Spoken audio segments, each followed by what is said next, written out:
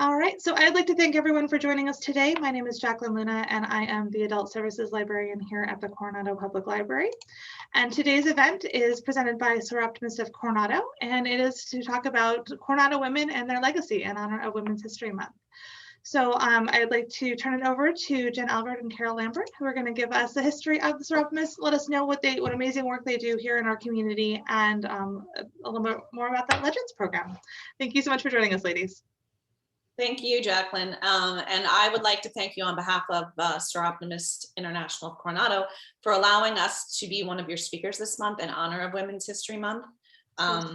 We feel very privileged to join you and to get the word out there about what we're doing, but we also feel we're very grateful that you chose us to speak on behalf of the work we're doing for young women and girls. So thank you. Of course. Okay, we are going to do a PowerPoint presentation, but before I do that, I want to introduce myself and just say a little bit about myself. My name is Jennifer Alvord. I go by Jen, and I've been a member of the club only a short time compared to some of our members. I'm a newbie, so I've been in the club 4 years, but I would like to think that I've been active within those 4 years. I was secretary of the club for 3 years and then jumped into the seat of president in a very unprecedented year. And have tried to do the best to keep our merry band together. And I'm really privileged to lead a wonderful group of women, extraordinary women, you'll see through our presentation, who have been in this club in the past and who are in the club now. And they've really come together this year, and I'm really proud of how we have been able to continue our work in our virtual world, as you all know. So with that, I would like to thank Carol Lambert, our historian, and I'm going to let her say a word or two about herself, for joining me. She'll be doing the second half of the presentation, but Carol, if you'd like to just say a little bit about yourself and who you are, we'd love to hear that. So as Jen said, my name is Carol Lambert, and I've been a member of the club for 4 years now. I've been historian twice. Once in the fiscal year of 2017 to 2018, and then again 20 to 21. We're working with the library over the next few months to design and develop a display in honor of the 100th anniversary of Syroptimist International, and that will be in October of 2021. We're already working with the special display person, archivist Candace Hooper, who will help us do that. And my role here today is to support our president and to share with all of you some of the things that Syroptimist International of Coronado does, and a bit about who we are as well. Excellent. Okay, let's see how well I do at sharing the screen. And second.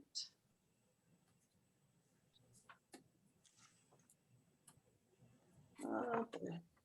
While she's doing that, I'll just say that when you do something like this in a creative way, and you're working with technology, it's never ready. It's really never ready. You just have to know when to stop. So we're ready. And we stopped. Been a work in progress. Okay. Oh, I need to go back because it's not on the first slide. So here's our beginning slide. So this is Syroptimist International Coronado. Obviously, you know that, but our slogan is investing in dreams. And the vision of our club is to provide women and girls with the opportunity and resources to reach their potential and achieve their dreams. And we do that by empowering them and giving them access to education so that they can reach those dreams. We are an umbrella organization. So we're an international organization. We have headquarters in Cambridge, UK, and under that umbrella of Syroptimist International, there are 4 federations, which consist of SI of the Americas, which we fall under, SI of Great Britain and Ireland, SI of Europe, and SI of the Southwest Pacific. And as Carol mentioned, we will be celebrating our 100-year anniversary in October.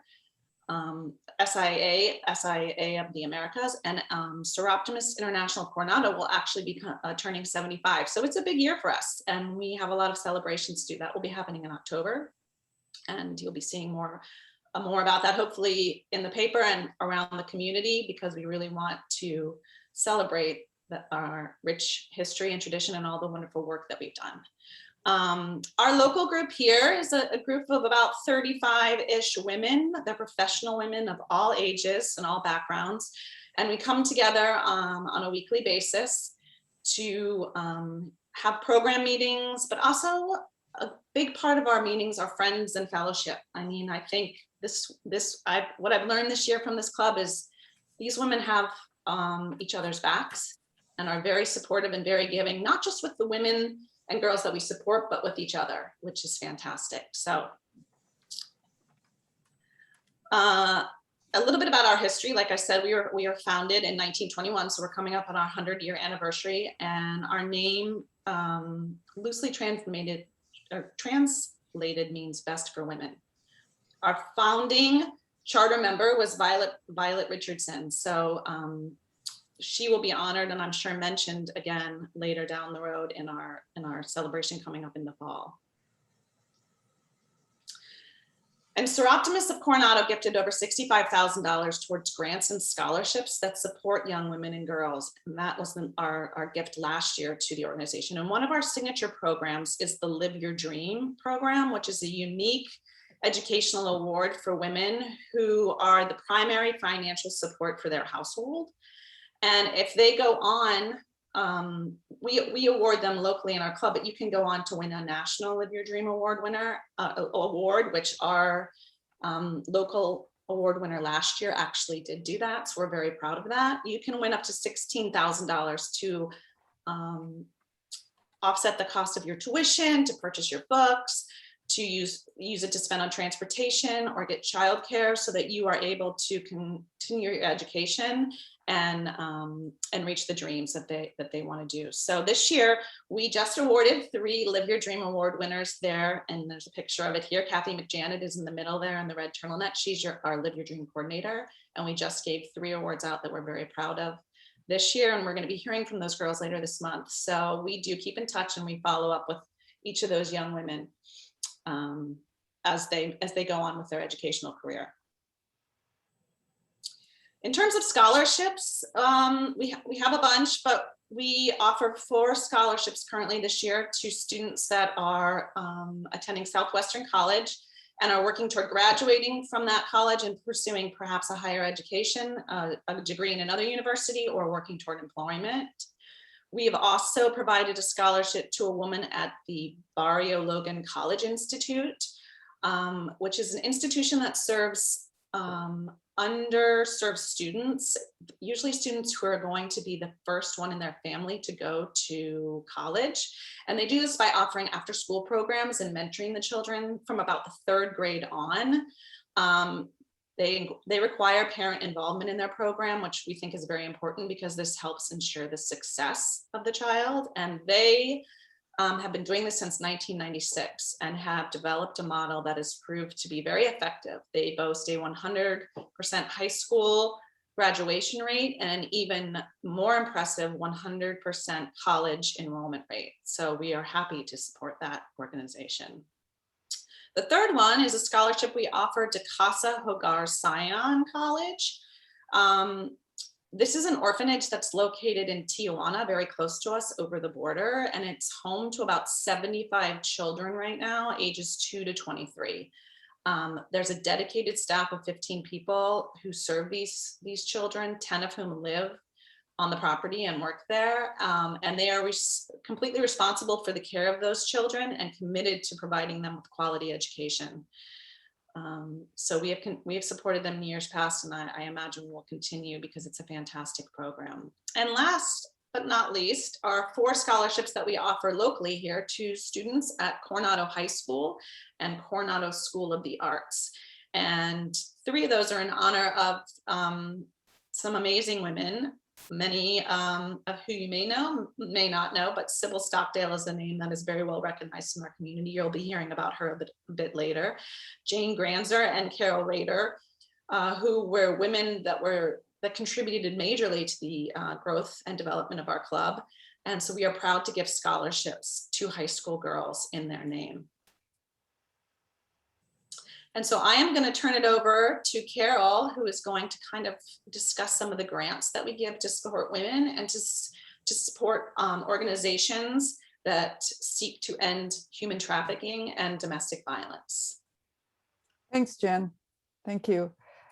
It's my privilege to offer to you an overview of the grants that we fund and for private nonprofit organizations that support young women and children in this community, and also grants that we fund in support of several organizations in the greater San Diego area that support women who have experienced human trafficking and domestic abuse.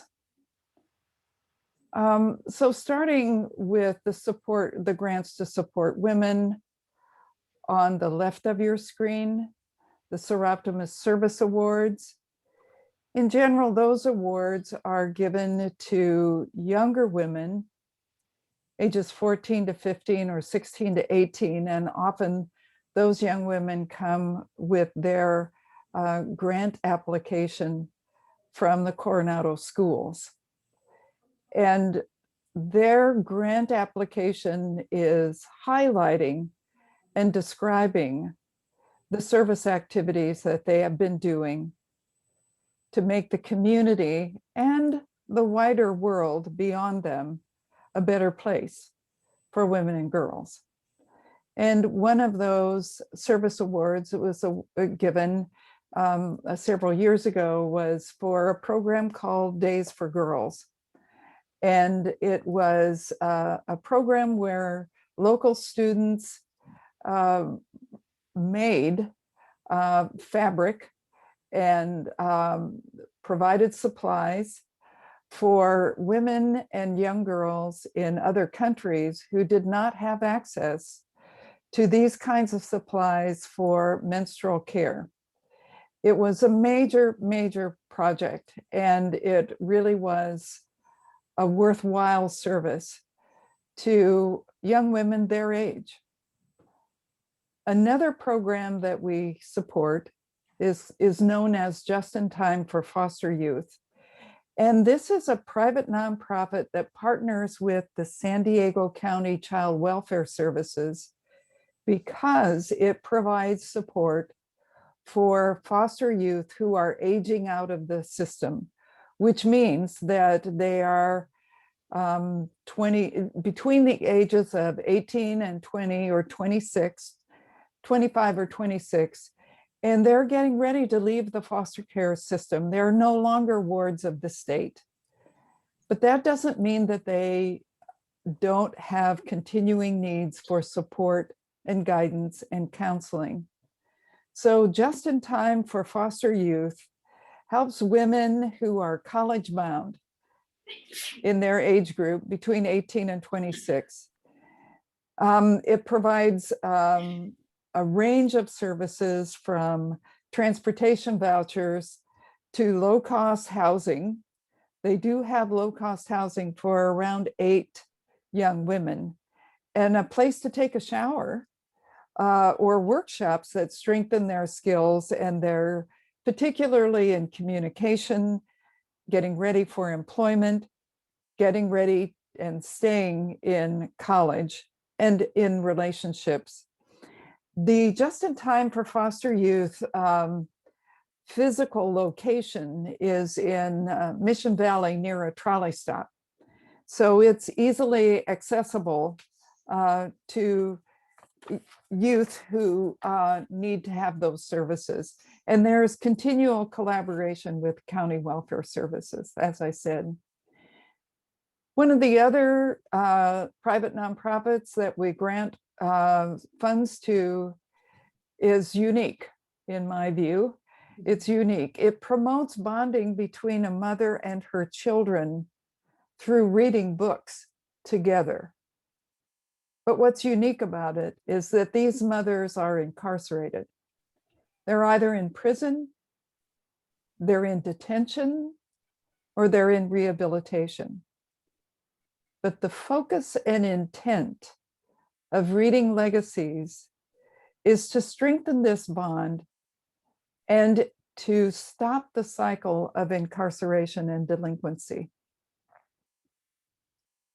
We also fund a grant to the Coronado Library, and there are two principal activities that we have an interest in with the Coronado Library, in addition to what they're helping us do today in Women's History Month.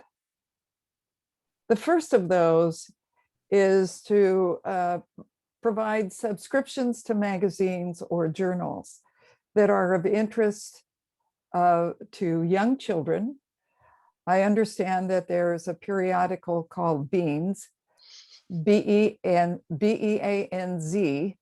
and then there are periodicals on coding and computer science.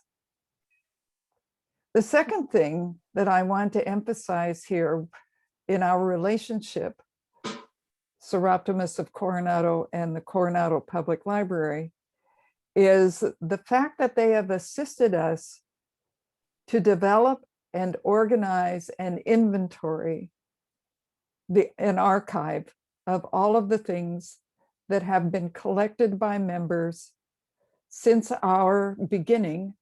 We chartered this club in 1947.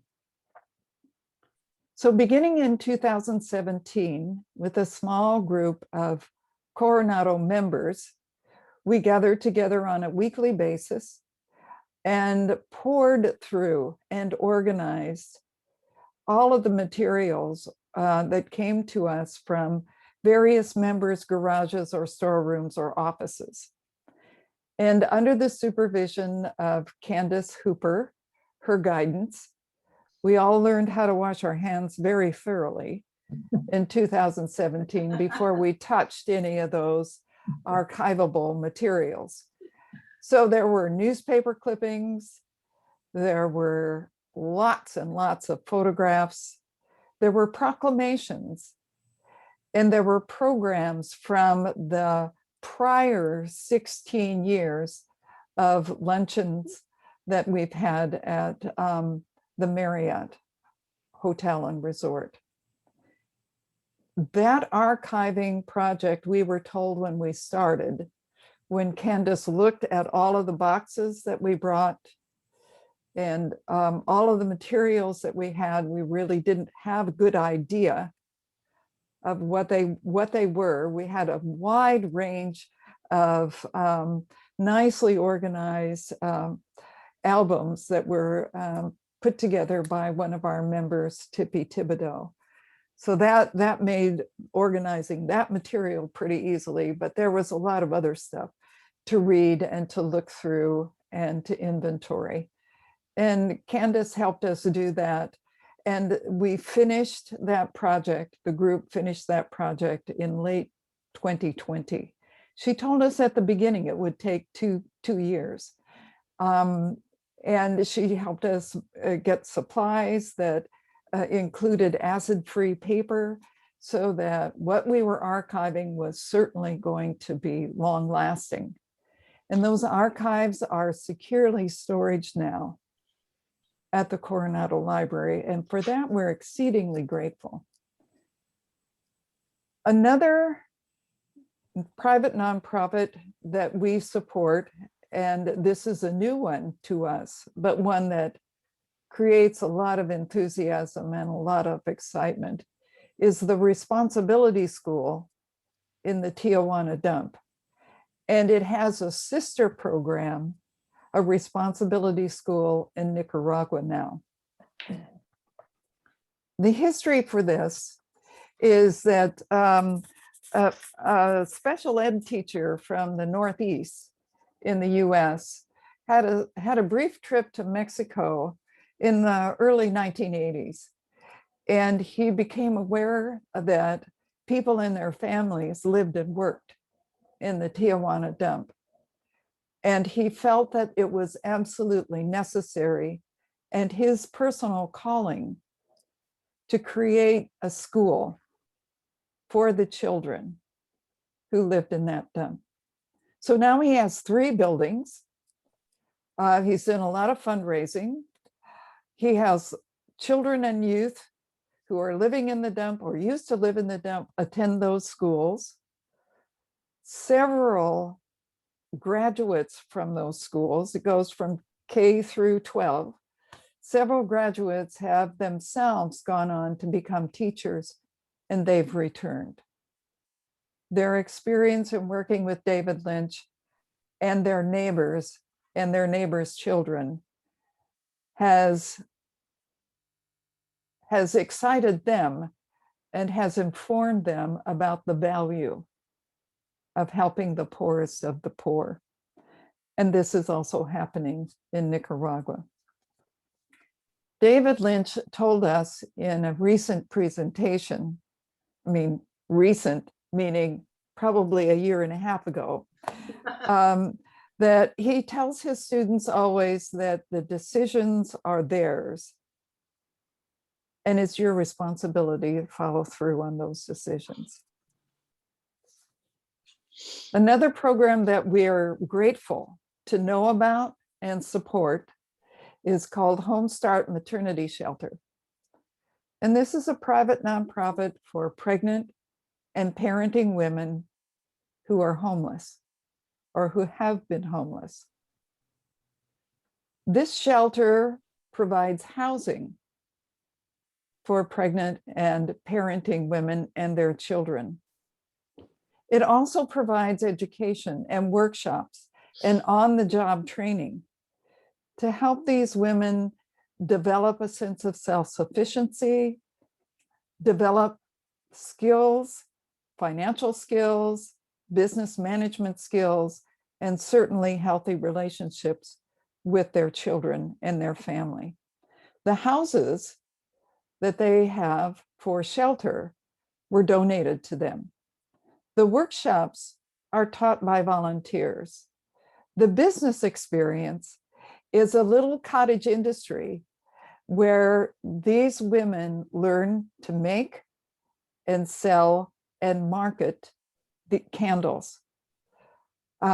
It's building technical abilities and it's building business acumen. Lastly, I want to mention the Rotary International Water Project. This is a project that Rotary International started many years ago, several years ago. And one of our former members of Siroptimist is a leader in this initiative. She's a local resident. And what she discovered was that a small community well known to her in Mexico had a long-term problem of contaminated water that children in the schools and people living in their homes and working in that community were exposed to and were using for drinking and for cooking. The water had been contaminated by an American mining operation that left the community with this contaminated water situation. So Rotary International started its water project, and they designed, well, made possible to purchase a distilling process so that the water that is there can be purified. And initially that was done at the school for the school children. And then it was expanded. And it's possible now for the entire community to get its water from this water purification project on the school grounds. It's significantly reduced the health effects of people being exposed to that contaminated water. Now I'll go on and just briefly highlight 4 of the programs, nonprofits, that support and provide services to women who are survivors or have left the experience of human sex trafficking. And I'll start with Mary's House. Mary's Guest House was started by a group of Marist nuns in 2005. It's a house. The nuns live there, 2 nuns live there full time. And there's a capacity for 5 women to live there. All of these 5 women are survivors of human trafficking. They need shelter, they need support, they need healing, and they get all of that from the 2 nuns who live there. Their primary issue in the last few years, many of these women have come to Mary's Guest House from other countries, not just Mexico, but from Southeast Asia and in other places in the world. And when they have been invited to this country, their trafficker has taken their identity. They've taken their personal identity cards and their passports. So while living at Mary's Guest House, many of these women have had to reestablish their identity and reestablish their credibility by going back through immigration services and reconstructing their identity with their passports and their personal identity. Very familiar to people who live in this community is Generate Hope in the Hansen House. And this program through Generate Hope houses 6 victims of human sex trafficking, all of them over age 18, a range of professional services in this long-term residential setting is provided to these 6 women. And those professional services include traffic-informed therapy, education, vocational training, and support. We had the privilege last year, just prior to the shelter-in-place public health order, as Siroptimists, we had a large in-person meeting there, and you'll see the photograph of that meeting at the end of this PowerPoint presentation. We got a tour of the Hansen House. We received a presentation of the staff people who live and work there about what Generate Hope has been doing and what it plans to do in the future for women who have been trafficked. It's a really significant and powerful statement to say that Coronado provides a safe haven for women who have experienced trafficking. Point Loma Nazarene College, or Point Loma Nazarene University, sorry, has had a longstanding program called No More, which is a very well-designed script and role play that they take to middle schools and high schools throughout San Diego County, teaching those students and the faculty members about what sex trafficking is about and who are vulnerable students and what are the cues to look for if you're thinking that someone might be vulnerable or someone might actually be trafficked and still a student at the school. But they've newly established the Flourish Academy, which is part of the Center for Justice and Reconciliation. And that academy has integrated a holistic approach using evidence-based techniques and skills and practices to guide and support and educate and prepare women who have been trafficked for their ongoing education and for their lives outside of the trafficking world. It's a pretty significant deal. The last program that we provide grant money to, and by the way, all of these grants are funded if and when the private nonprofit submits an application and documentation and a request for funding. We have a committee that reviews those applications, approves them, and awards the funds. So this is a formal process. We have refined procedures in making these decisions. So the San Diego Youth Services is a private nonprofit that is aligned with county child welfare services, and they provide support and education and counseling and personal care at times for children and youth who are in need. And often these youth are homeless. So they stop into these centers operated by the San Diego Youth Services to obtain some support. So we could go on to the next.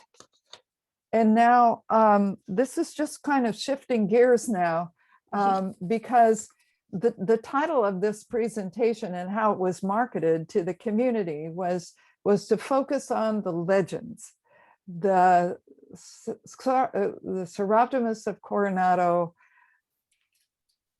Syroptimist legends that have been in place. This whole concept has been in place for, I think, since 2004. And this club has recognized women from this community who have achieved distinction and who fit in this definition.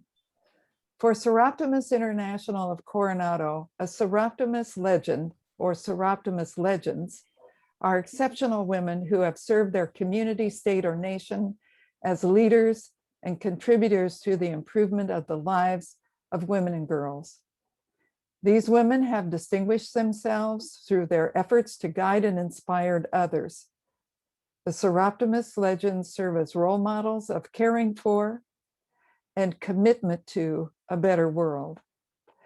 Now, recently, I've been reviewing some material that I received from Terry Player.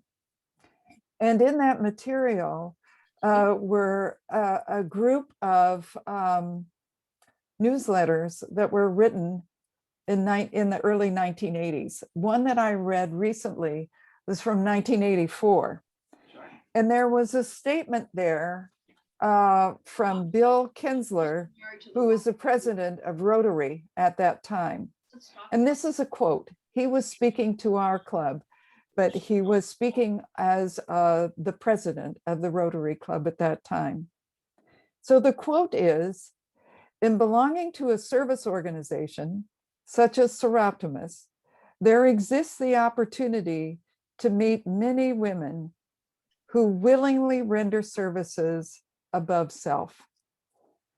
And on very rare occasions, one may be fortunate to meet an individual who is eminently dedicated to serving people who desperately need love, care, support to keep body and soul together." I thought that fit very well as a foundational statement for our definition of a Syroptimist legend. So since not 1984, but since 2004, Syroptimists of Coronado have selected 35 women who have become legends. They've selected them, honored them, and because of their professional careers, their avocations, their volunteer work, and where they've made a significant difference in this community and beyond. We have in the past honored them at our luncheons. Our luncheons have been held at the Marriott Resort and Spa. And this year would have been the 17th year that we would have had a Legends Luncheon. But as all of you know, because of the public health stay-at-home order that, that we all received last year at this time, we had to cancel our luncheon, and we had a very successful online live auction. This year, our fundraising campaign is taking a different approach, and soon you'll be hearing more about that sailing right through your mailboxes. So our Legends Luncheon had been also an opportunity to celebrate these women. And of the 35, and this has been hard, we've selected 3 to focus on. And the first I'll mention is a legend of so many years for so many reasons. But she was selected as the Soroptimist International of Coronado Legend in 2017, and that's Sybil Stockdale. Many of you attending this presentation know about Sybil Stockdale. You've read, what's the word, The Legions of Women, or the new book about Sybil and her colleagues who advocated to not only our government, the Navy, and North Vietnam to end the mistreatment and the torture of Vietnam POWs and MIAs. She was awarded the US Navy's Distinguished Public Service Award, and she was the first wife of any active duty naval officer to be so honored. I received an anonymous quote about Sybil that I'd like to share at this time. This is someone who knew and worked with her for many years, and this is the quote. Sybil was as stoic and as brave as her husband. She was a leader and grace under fire every day. She fought battles that most people will never know about. She was admired and beloved by all. She had a mischievous sense of humor. She lived with Parkinson's disease, most of that time confined to a wheelchair, about which she never complained. She spoke with few words, but always with bright, seeing eyes. She touched our hearts, and she made us ponder what matters in life. In 2014, our Syroptimist International of Coronado Club established a scholarship in Sybil Stockdale's honor. And that scholarship is intended to recognize the qualities of service, leadership, and citizenship, and sense of personal responsibility in young women in the Coronado Navy Junior ROTC. She is a pillar in this community, and we all have very high regard for Sybil Stockdale and what she's taught us. The next person I want to highlight was also a legend in 2007, and that's Sister Virginia Rotary. She was a Coronado native. She has had a long and distinguished academic career. She has a master's degree in English from UCSD. USD. There's no rivalry there. We have members who are graduates of USD, and we have a member who taught at USD. She also had a master's degree in theology from Weston Jesuit School of Theology in Cambridge, Massachusetts. But what's distinctive also about Sister Virginia is that she was fluent in Korean and French. She taught English for 22 years in Korea, at the Catholic University of Korea. She traveled widely in Korea and in Japan. Subsequently, she lived and worked in Rome, where she taught English. And she returned to her alma mater, the University of San Diego, and became the assistant vice president for mission and ministry. And throughout that career as an educator and an innovator, she served organizations and programs in 23 countries. She's a woman leader of significant stature who has won acknowledgments and praises from her colleagues and her friends throughout the world. Our next legend is Kathy Mcjanet. Now, there's a lot to say about Kathy Mcjanet. And she was our legend in 2017. She's has now well into her third decade of practice as a registered nurse. She too has a master's degree. She works at our emergency room at Sharp Coronado Hospital. And she was instrumental in the design, the implementation, and the management of the COVID-19 vaccination clinic located at the community center. And I think as of last Friday, that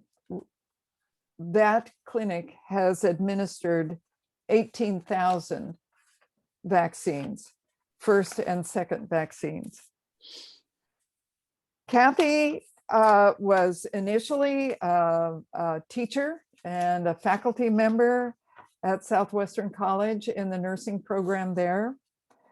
She then promoted to be the director of the nursing program and occupational health programs. And while in that position, she established something that was really needed and continues to be a need. And that is called Kathy's Closet, which is a closet for women and men who need clothing as they go for their job interviews and establish their careers. All of us contribute clothing to Kathy's Closet, and it continues to be a successful service to the students at that college. Kathy coordinates and oversees the Live Your Dream program that you heard Jen Alvord talk about. And we have 3 awardees that will be meeting later this month as they come to spend some time with us and tell us about themselves in a meeting later this month. That will be a Zoom meeting. So I'm sure you've seen Kathy in our community. She's certainly a dynamic person, and we are very, very grateful to have her be part of our club. And next is my opportunity to talk about Siroptimist of the Year.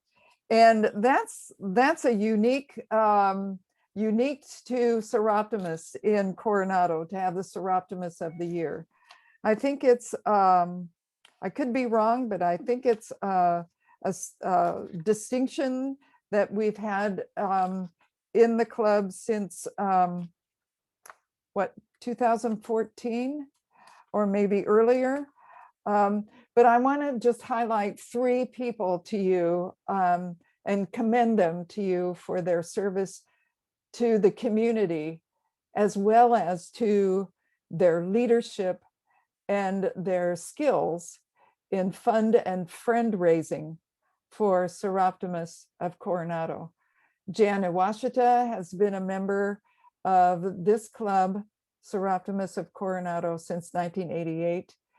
It is true, that's really, that word invaluable is not long enough to really describe what Jan's initiative and her follow through means to our partners in giving fundraising effort. Another very distinguished person who's retired from the club, but very active in the community, is Paula Couture. And she's one of the few members of Syroptimist who has achieved and received both the Legend and the Soroptimist of the Year designation and award. Paula was instrumental in helping our club design its funding process, its budgeting process, in anticipation of a year like we've just lived through. She helped the club build a budget that would have enough money in the bank to go forward into the next year to meet our obligations with regard to scholarships and grants, should there be an event or circumstances where there wouldn't be an infusion of funding from our fundraising efforts and other sources. So Paula was very foresighted in helping us achieve that. And it's helped us really have quite a good sense of stability as far as the funding is concerned for our grants and our scholarships. And lastly, I'd like to bring to your attention probably the cheerleader of the year for Syroptimist International of Coronado, Genevieve Rohan, who is a friend of anyone she meets. But she's been in Coronado for about 15 years. And when she first arrived, she told me recently she really needed to find a way to make friends. And so someone invited her to a Syroptimist meeting, and there she found a room full of friends. And soon they all discovered that that's why she was there, to be their friend, their mover and shaker. And very quickly, she became their president, our president. She became the Syroptimist International of the Americas District 3 president. And currently, she's our vice president of membership. It's very hard to get out of a conversation with Genevieve about membership because she's always recruiting people in the community to become members and advocates for the mission and vision and the ideals that Syroptimist International of Coronado espouses. She is a very active court-appointed special advocate. She has several foster care children in San Diego that she advocates for in court. She visits them at least monthly, has regular telephone conversations with them, makes crafts with them, takes them shopping, feeds them ice cream and cake, and looks after them in many ways. She has a former foster care youth who has left the system, has married, and now lives in Hawaii. And then she's in regular contact with that young woman, and now that young woman and their child. You'll see Genevieve throughout the community. She's an active volunteer. She has volunteered, what comes to mind is she's volunteered for the Coronado International Film Festival, and she's an active volunteer at the vaccination clinic. So with that, I will turn this presentation back over to our president, Jen Alvord. Thank you. Thank you, Carol. I'm so grateful to you for so eloquently and thoroughly addressing the group about all the wonderful work that we do through our scholarships and our grants. So thank you very much for that. And here's the picture that Carol was referring to of us at Generate Hope. This is just part of our group. There are many photos we could have shared with you, but we thought we would just do one that really kind of summed up our work, and in the house of Generate Hope was a perfect setting to do that. So we would welcome new members anytime. Our doors are always open. Well, not physically, but our computers are open right now to anyone who would love to join us. We meet every Thursday. We are an ambitious group. And to some, we meet rather early at 8 o'clock in the morning, but we also offer evening programming for those who work or who aren't able to make it at the 8 a.m. timeframe.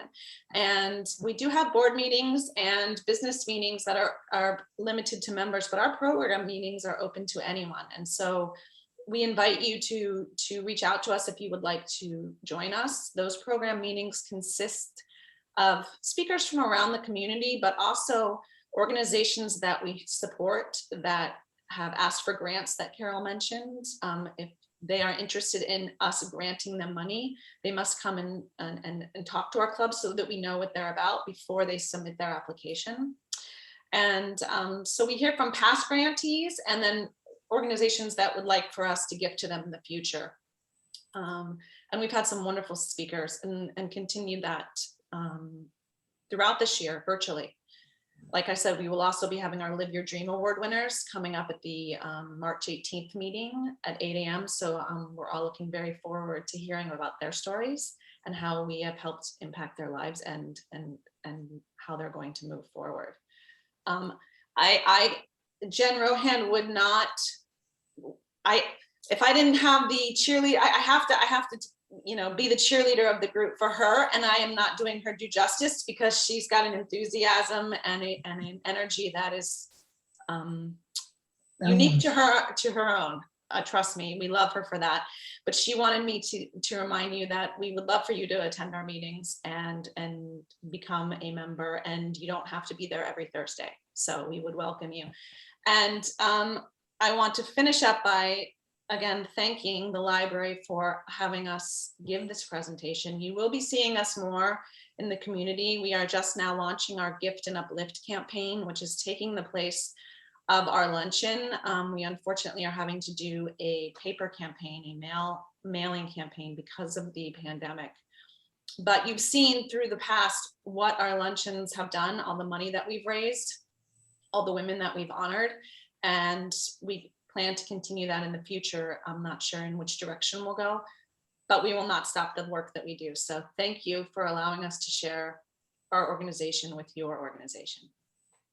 Thank you so much for joining us. Thank you. This was a fantastic and really informative program. I knew you all did a lot of wonderful work, but I didn't know how much you all contributed to our community. So really, this was wonderful. We're really very happy here at the library that we were able to host you and share all this information out. So this recording will be available for you to share out later today. I'll send this link over to everyone if you wanted to revisit it or share it to anyone.